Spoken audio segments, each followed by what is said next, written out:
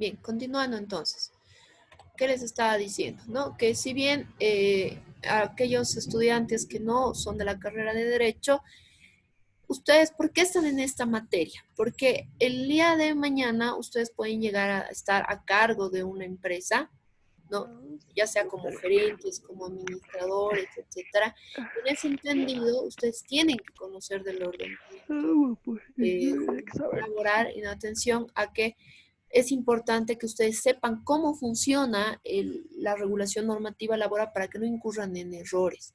Porque si ustedes como administradores o como empleadores o como gerentes, directores de una empresa, incurren en errores en materia laboral, esto puede implicar sanciones de índole económico y legal. Por lo tanto, es importante que tengan conocimiento de lo que establece la norma legal. Es importante que sepan cómo se suscribe un contrato, cómo se hace un cálculo de beneficios sociales, con qué finalidad, de que eviten esa conflictividad más adelante, ¿no? Entonces, como estábamos diciendo, la doctrina, ¿qué es? Ese conjunto de estudios que han realizado los tratadistas y realizan los tratadistas, los teóricos del derecho de trabajo, ¿no? Después tenemos la jurisprudencia. ¿Qué es la jurisprudencia? Conjunto de resoluciones emitidas por el órgano judicial, ¿no es cierto? Son las sentencias judiciales. ¿Cuáles van a ser aplicables como aplicadas en materia laboral? Por lo general son las sentencias constitucionales y los autos supremos. Sentencias constitucionales las emite el Tribunal Constitucional Plurinacional y los autos supremos son emitidos por el Tribunal Supremo de Justicia, lo que antes era lo que era antes me olvidé el nombre. La Judicatura Suprema de Justicia, lo que está en Sucre, ahora es el Tribunal Supremo de Justicia. Los autos supremos son emitidos por el Tribunal Supremo de Justicia, ¿ya? Bien, principios generales laborales. Hemos visto el principio de indubio pro operario. ¿Qué decía el principio de indubio pro operario? Buenos días, doctora. Le habla Zenay Espejo. El Hola, principio Senay. propietario, el Adelante. principio propietario era cuando había, en caso de dudas o habría falencia de lo que es de la ley o contradicciones de estas, siempre van a agarrar o van a agarrar aquella ley que va a favorecer o va a beneficiar al trabajador. Bien, entonces frente a dudas, vacíos, oscuridad en la norma, el principio indubio pro operario nos dice que se va a hacer una interpretación de la norma que siempre vaya en beneficio del trabajador, ¿no es cierto? Bien, el principio de la inversión de la prueba.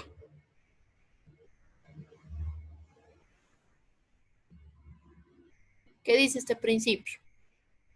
Que en materia laboral, quien está obligado a generar elementos probatorios en un conflicto, quiere decir que es la parte empleadora. ¿El trabajador puede presentar pruebas? Sí. También puede presentar todas aquellas pruebas legales que haya obtenido, pero la norma obliga al empleador que presente sí o sí las pruebas. Si el trabajador hace una afirmación, el empleador es quien está obligado a demostrar si esta afirmación es verdadera o falsa, porque se considera que el trabajador es quien cuenta con toda la documentación emergente de la relación laboral, contratos de trabajos, planillas de sueldos y salarios, boletas de pago, etcétera, ¿no es cierto?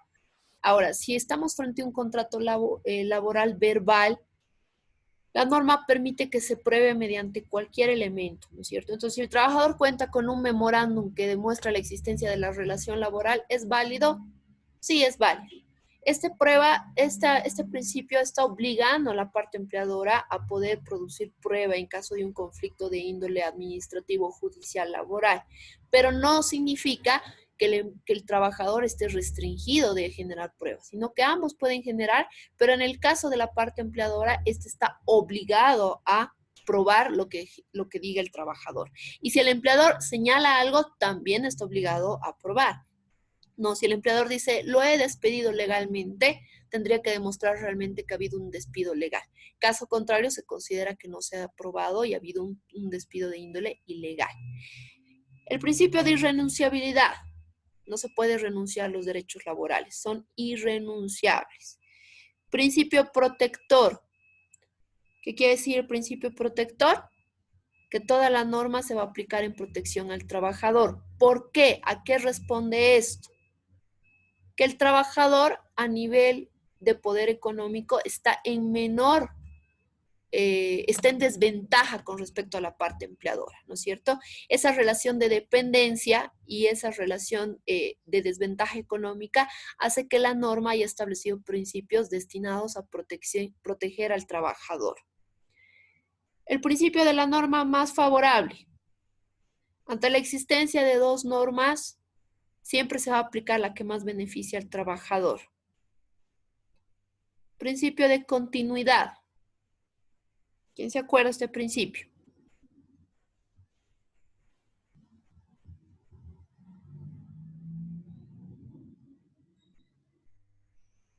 En una relación laboral que ha tenido varios contratos un trabajador,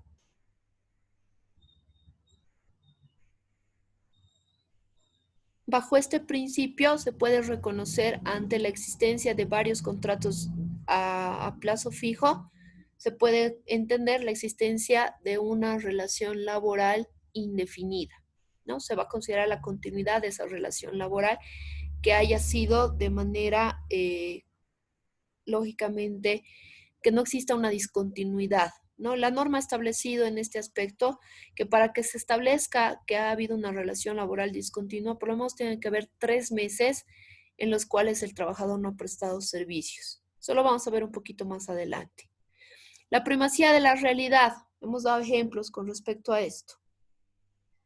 Puede ser que se quiere hacer creer que hay un contrato de índole civil, ¿verdad? Que está bajo el Código Civil. Y en ese entendido, bajo este principio de la primacía de la realidad, si hay más elementos que demuestran que existe una relación laboral, va a prevalecer esa realidad sobre una supuesta existencia de una relación laboral civil y por lo tanto se va a considerar la existencia de una relación laboral, es decir, que está bajo los alcances de la normativa laboral. Principio de no discriminación. No se puede discriminar a un trabajador ni por raza, ni por sexo, por nada, ni por el salario que percibe, ni por las funciones que cumple, es decir, está prohibido la discriminación en materia laboral. Y el principio de buena fe, que refiere que en una relación laboral todas las acciones van a estar dentro de lo que es el principio de buena fe. Se va a considerar que la actuación de las partes en una relación laboral están bajo lo que es el principio de buena fe. ¿Alguna duda hasta acá?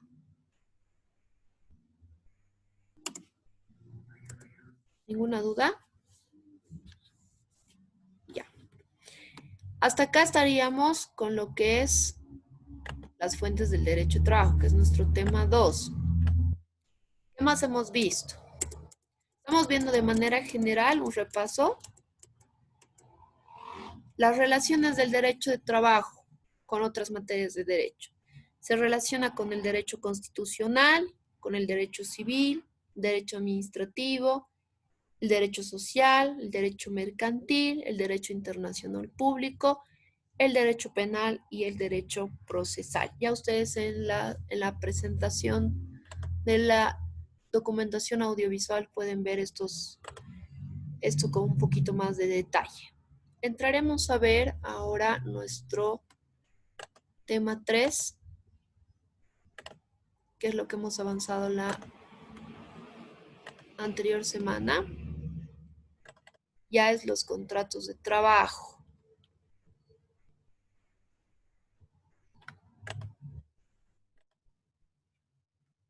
Un segundito, aquí está la presentación.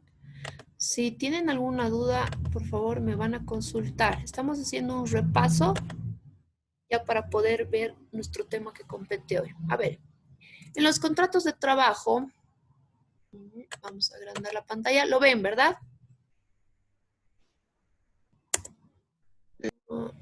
Ok, hemos entrado a establecer de que dentro de lo que es los contratos de trabajo se va a aplicar la teoría general de los contratos. La teoría general de los contratos establece ¿qué va a ser, cuáles van a ser los elementos esenciales de un contrato de trabajo? Habíamos entrado a ver cuál era la diferencia entre un hecho y un acto jurídico. A ver, rapidito, ¿quién se acuerda? Ya hemos dado ejemplos. Está acá en la pantalla, pero en sus palabras, ¿quién se acuerda la diferencia? Doctora, un acto jurídico es cuando hay la manifestación de la voluntad, la cual va a crear consecuencias jurídicas, y el hecho jurídico es cuando está producido por efectos de la naturaleza, No, que ese es también un van a hecho, producir. ese es un hecho. Uno es el Sí, hecho, otro es el hecho jurídico y otro es el acto jurídico. ¿Estás bien con lo del acto jurídico? El otro ejemplo que has dado es hecho jurídico. Ahora, ¿qué es un hecho? es cuando no va a tener una relevancia jurídica, es decir, que no va a haber una consecuencia eh, que va a interesar a lo que es al área del derecho. Ya, perfecto. Entonces, el hecho va a ser un acontecimiento que se puede dar por una consecuencia natural. Hemos dado un ejemplo, un terremoto, ¿verdad? Un huracán, ¿no? O también se puede dar por cualquier acto que realice el hombre. Por ejemplo, que se coma, el comer en un restaurante. Ese es el ejemplo que habíamos dado. Ahora, cuando estamos hablando de un hecho jurídico, estamos hablando de situaciones que sí generan consecuencias jurídicas.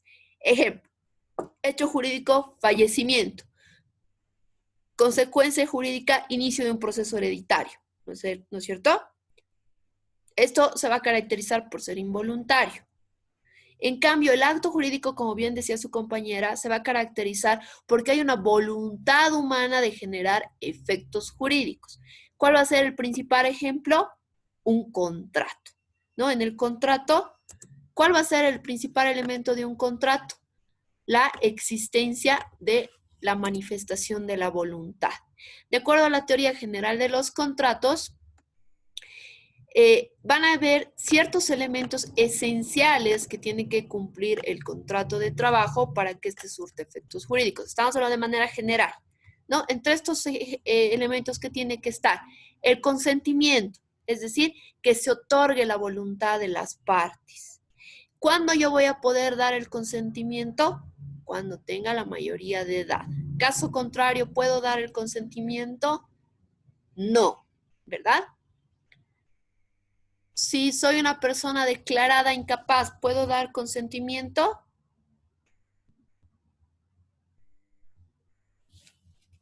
Para algunos actos jurídicos, sí. ¿Mediante quién? Mediante un tutor, un curador, aquella persona que está a cargo de nosotros como personas incapaces, ¿verdad? Entonces, el consentimiento va a ser el primer elemento esencial de un contrato, de manera general, ¿no? Y esto esto va a ser esa manifestación de la voluntad que van a ser de la capacidad legal, la capacidad jurídica. Y esa capacidad nace a partir de la mayoría de edad, es decir, 18 años. Es decir, toda persona a partir de los 18 años ya puede firmar un contrato de trabajo. Otro elemento va a ser el objeto, es decir, ¿para qué estoy elaborando este contrato? En materia laboral, ¿cuál sería el objeto? Sería la prestación de servicio y la contraprestación. Ya, en este caso sería, te voy a prestar un servicio específico para que tú me pagues un salario, ¿no es cierto? La causa es qué ha llevado a que se suscriba ese contrato. ¿Cuál creen que sería la causa? La necesidad del empleador de que se cumpla un servicio, ¿no es cierto? De que se genere un producto, de que se cumpla una determinada función. Es esa necesidad de que se realice ese trabajo. La forma está relacionada a aquellos requisitos formales que tiene que cumplir el contrato, ¿no es cierto? Entre los requisitos formales en materia laboral hemos visto el artículo 7 del Decreto Supremo 224, que lo vamos a ver. No sé por qué no está queriendo avanzar mis diapositivas. A ver, denme un momentito. Ahora sí. La forma, ya. A ver, primero la definición antes de que entremos a los elementos. La doctrina ha definido el contrato de trabajo como un acto jurídico que se va a generar de la voluntad de las partes pudiendo ser bilateral o colectivo. ¿Qué quiere decir bilateral? Entre dos personas, empleador-trabajador, colectivo que se puede dar entre un grupo de trabajadores y un grupo de trabajadores, del cual van a nacer derechos y obligaciones para ambas partes. Ejemplo, un derecho para el trabajador es que me pagues mi salario. Un derecho para el empleador es que cumplas el trabajo de manera responsable y de acuerdo a los lineamientos que se te han otorgado como trabajador, ¿no? Entonces, el trabajador tiene la obligación de prestar el servicio y el empleador de proceder a la remuneración del servicio, de manera general, porque va a haber más derechos y obligaciones que lo vamos a ver un poco más adelante. Bien, sujetos del contrato de trabajo va a ser la parte empleadora y la parte trabajadora, ¿no? Es lo que Juan Daniel nos decía, habían visto que antes había el patrón, ahora estamos hablando de una persona natural o jurídica que va a ser la parte empleadora, ¿no? Y el trabajador es quien realiza el trabajo independientemente del tipo de trabajo que se haga.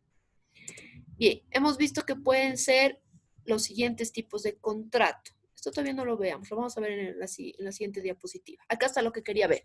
El artículo 7, y tomen mucha atención porque esto va a ser importante para la elaboración de sus contratos de trabajo.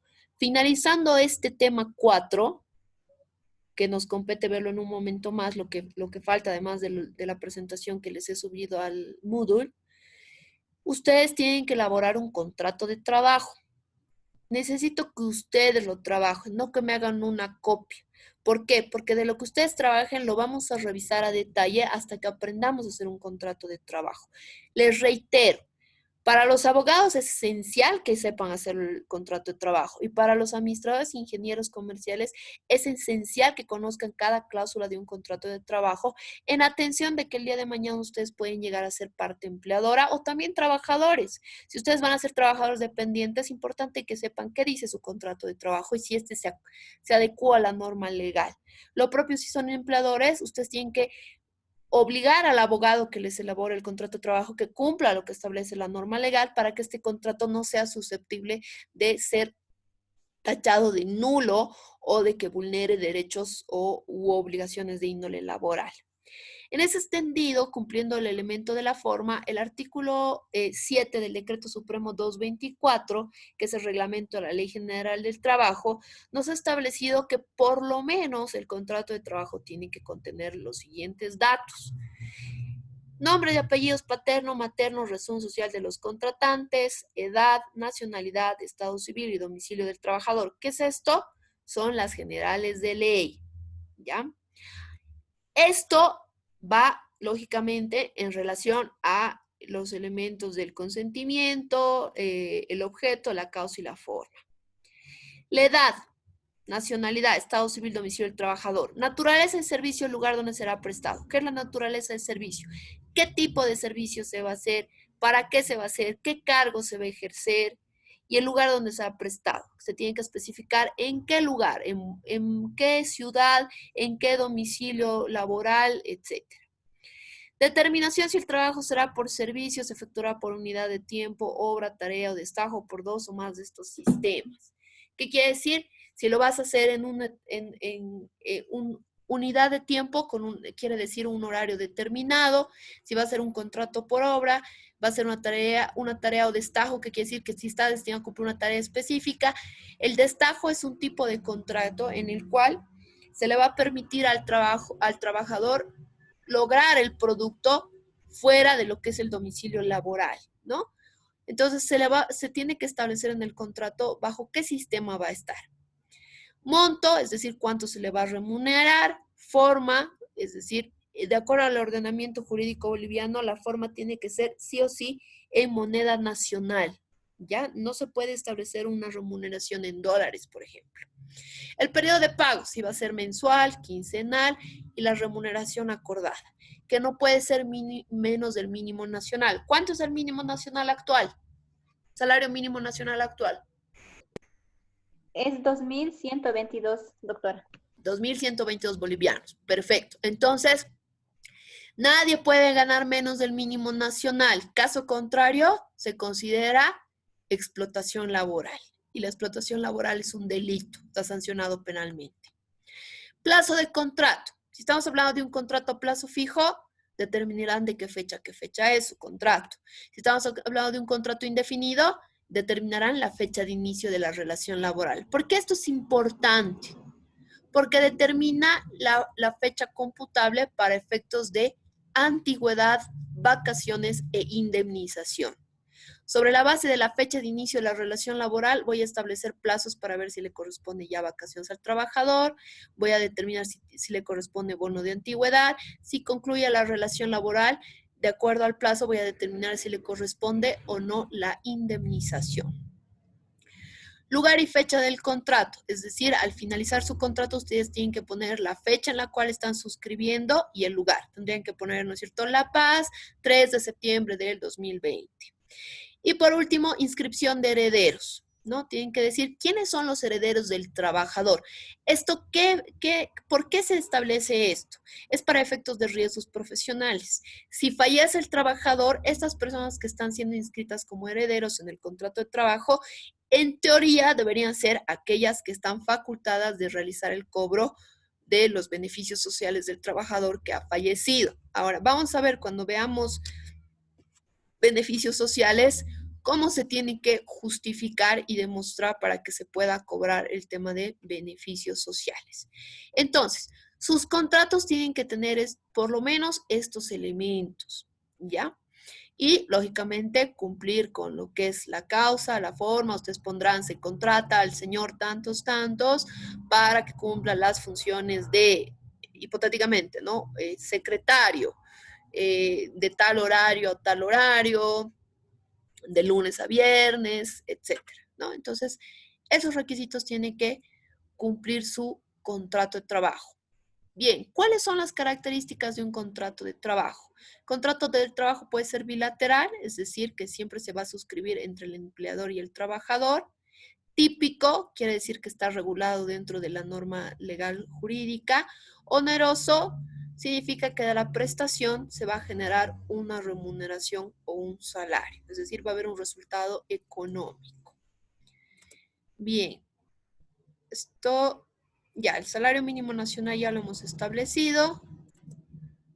Jornada de trabajo que hemos visto, que no puede superar las 8 horas diarias, ¿no es cierto? Ni las 48 horas semanales. En caso de que supere estas horas, estamos hablando de jornada extraordinaria que va a aplicarse en ese sentido lo estipulado por el artículo 55 de la Ley General del Trabajo, que nos dice que va a ser con un recargo superior, ¿no? Jornada nocturna se considera de 8 de la noche a 6 de la mañana y tiene igual su propio recargo, que lo vamos a ver más adelante.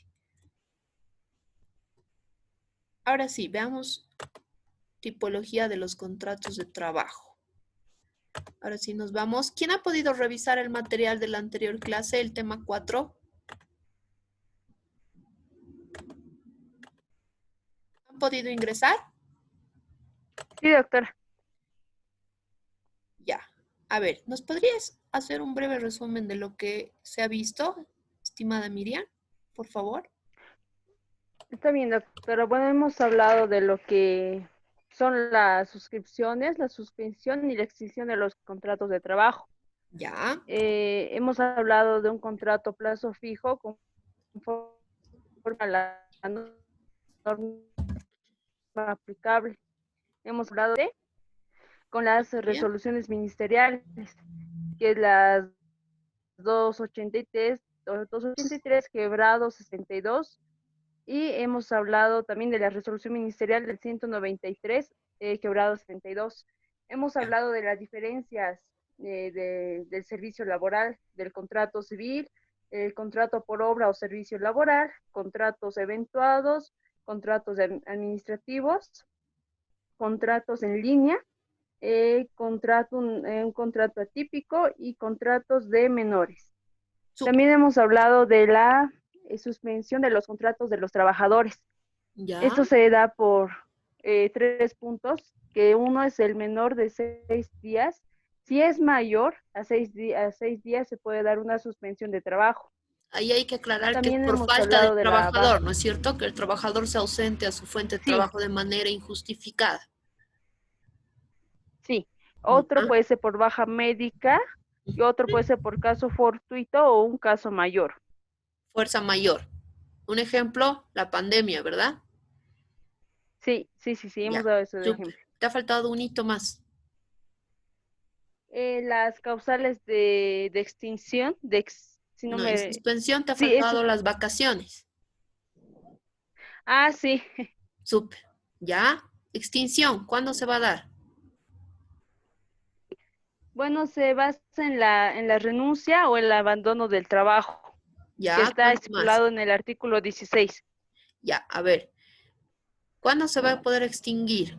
Cuando hay una renuncia voluntaria, uno. Dos, cuando se da esta situación del abandono de trabajo injustificado por más de 6 días continuos, es decir, el trabajador se falta 6 días continuos a su fuente laboral. La norma le permite concluir al empleador la relación laboral por este abandono o también por las causales de despido legal que están en el artículo 16 de la Ley General del Trabajo y 9 de su decreto reglamentario. Súper. Gracias, Miriam. Entonces, en atención a lo que nos refería su compañera, conforme a lo que establece el decreto ley 16187 del 16 de febrero del 79, que aún está vigente, de acuerdo a su artículo primero, en el ordenamiento jurídico boliviano van a existir los siguientes tipos de contratos de trabajo. Vamos a tener el contrato indefinido, el contrato a plazo fijo, por temporada, realización de obra-servicio, condicional o eventual. Cuando estamos hablando de un contrato de índole indefinido, este va a ser un contrato que tiene una fecha de inicio, pero no una fecha de conclusión. Es decir, la regla es que todos los contratos de trabajo sean indefinidos, lo que de manera general le llaman, es trabajador de planta. No sé si alguna vez han escuchado a alguno de ustedes. ¿No? Ese contrato indefinido, ¿qué quiere decir? Que yo voy a iniciar la relación laboral hipotéticamente el 1 de septiembre y que solamente puede ser concluida esa relación laboral por las causales de despido legal, que lo vamos a detallar enseguida, o puede concluirse porque yo estoy renunciando de manera voluntaria. El único contrato que puede ser o escrito o verbal es el contrato indefinido, ¿ya? Y este está destinado a tareas propias y permanentes. ¿Qué quiere decir que es una tarea propia y permanente? Es aquellas funciones que pertenecen a la naturaleza de la unidad productiva. Les doy un ejemplo. Una empresa de fabricación de muebles, el que barniza de los muebles sería una tarea propia y permanente. Sí, porque si este no barniza el mueble, ese mueble no llega a tener el acabado final. ¿Ya? Entonces, se entiende por tarea propia y permanente aquellas funciones que forman parte de la unidad productiva, es decir, que sin ellas no se puede lograr un producto final. Entonces, todas las relaciones laborales por regla tendrían que ser indefinidas. Las relaciones laborales a plazo fijo temporales van a ser excepcionales. ¿Ya? Ahora, los contratos escritos, tanto indefinidos como a plazo fijo, tienen que cumplir con el visado del contrato de trabajo o la refrenda, que es un trámite administrativo que se cumple ante el Ministerio de Trabajo, Empleo y Previsión Social, en el cual los inspectores de trabajo sellan el contrato de trabajo una vez revisado, dando validez de que ese contrato de trabajo está debidamente suscrito, es decir, lo homologan.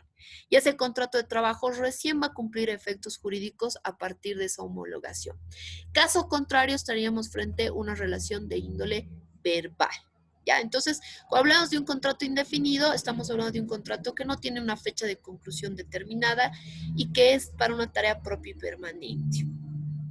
Otro aspecto que hay que señalar es que el único tipo de contrato laboral que permite el periodo de prueba es el contrato indefinido. Si ven acá en la figurita de la presentación, están logrando ver, ¿verdad? Les he puesto un infinito. ¿Por qué les he puesto un infinito? Porque este contrato en teoría no concluiría salvo despido legal o renuncia, ¿no? Caso contrario, duraría indefinidamente por años, ¿no? No se puede saber su fecha de conclusión específica, ¿ya? Ahora, cuando estamos hablando de un contrato a plazo fijo, estamos hablando de un contrato que tiene fecha de inicio y fecha de finalización determinada. Este tipo de contratos pueden durar máximo un año. Se pueden renovar por una única vez, es decir, solamente se pueden hacer 2 contratos a plazo fijo. Un tercer contrato a plazo fijo no es válido y es considerado un contrato de índole indefinido. La norma obliga a que sean de carácter escrito, ¿ya? Y están prohibidos para tareas propias y permanentes. ¿Qué quiere decir? Que solo pueden ser para tareas extraordinarias. Se puede dar para un reemplazo, puede ser por baja médica, por vacaciones, se puede dar para una tarea específica que se tiene que cumplir por un determinado tiempo. Les doy un ejemplo. Nosotros tenemos una empresa consultora que tiene computadoras y, las computadoras necesitan mantenimiento técnico.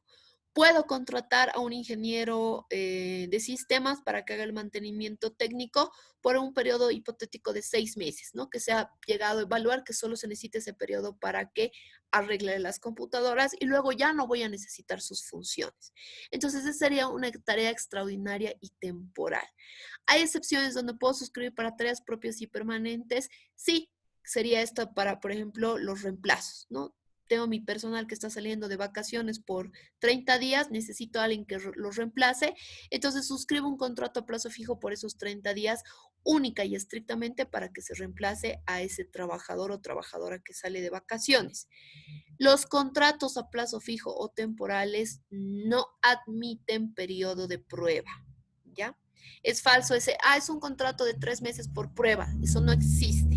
El único contrato que admite periodo de prueba es el contrato indefinido, no el contrato a plazo fijo.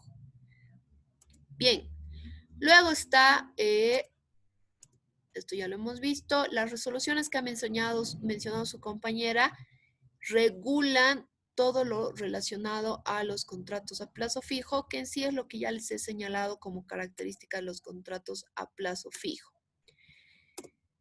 Los contratos por obra o servicio, a diferencia del contrato a plazo fijo, tienen que cumplir todos los requisitos del contrato a plazo fijo. Quiere decir que tienen que ser de manera escrita, tienen que ser visados por el Ministerio de Trabajo, pero tienen una diferencia esencial. Primero, se suscriben para obras o servicios específicos, ¿ya?